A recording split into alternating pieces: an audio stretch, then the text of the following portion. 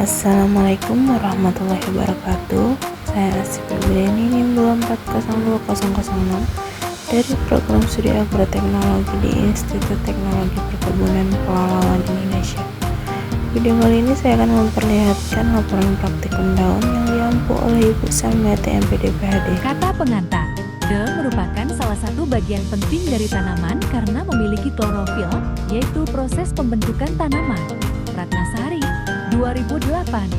Daun merupakan struktur pokok tumbuhan yang penting dan mempunyai fungsi antara lain sebagai resorpsi pengambilan zat-zat makanan terutama yang berupa zat gas karbon dioksida, mengolah makanan melalui fotosintesis, serta sebagai alat transpirasi penguapan air dan respirasi, pertukaran gas.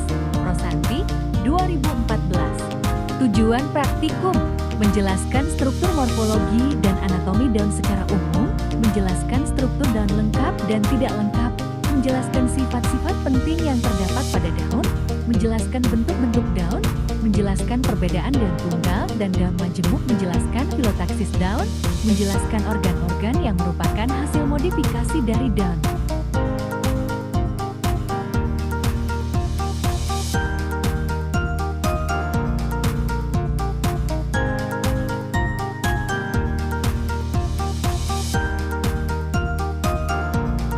Cara kerja: iris tipis daun lalu letakkan pada kaca preparat.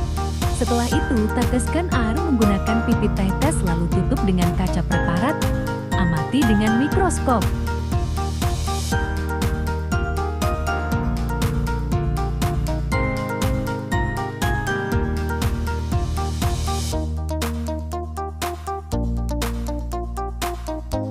Hasil dan pembahasan: daun bunga sepatu Hibiscus rosasinensis. Daun bunga sepatu yang berasal dari tanaman Hibiscus rosasinensis dikenal dengan nama umum kembang sepatu. Lapisan luar terdiri dari sel-sel epidermis yang berfungsi melindungi daun. Epidermis biasanya halus dan dapat memiliki stomata di permukaan bawah untuk pertukaran gas. Daun bayam duri Amaranthus spinosus. Daun bayam duri atau Amaranthus spinosus adalah tanaman liar yang sering ditemukan di daerah tropis. Dan hijau, berbentuk oval atau lancet, dengan tepi yang bergerak. Epidermis lapisan luar terdiri dari sel-sel epidermis yang membentuk pelindung daun.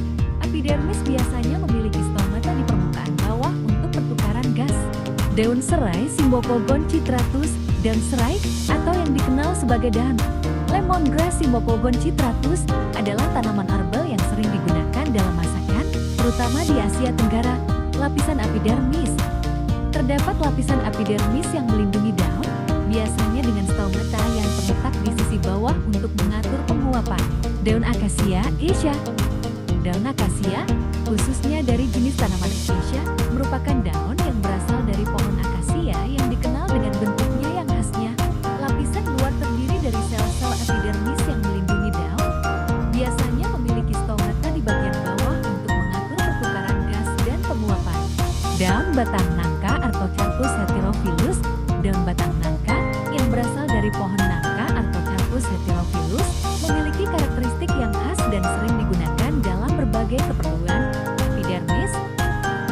Daun nangka jaringan mesofil, jaringan palse dan jaringan bunga karang, J-stomata, bivena atau tulang daun. Kesimpulan: daun merupakan struktur pada bagian tanaman yang penting karena memiliki klorofil untuk proses pembentukan tanaman dan mempunyai fungsi antara lain sebagai resorpsi pengambilan zat-zat makanan terutama yang berupa zat gas karbon dioksida, mengolah makanan melalui fotosintesis, serta sebagai alat transpirasi penguapan air dan respirasi pertukaran gas.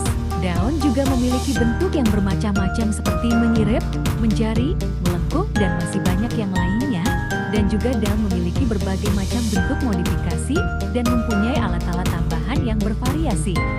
Daftar pustaka. Terima kasih.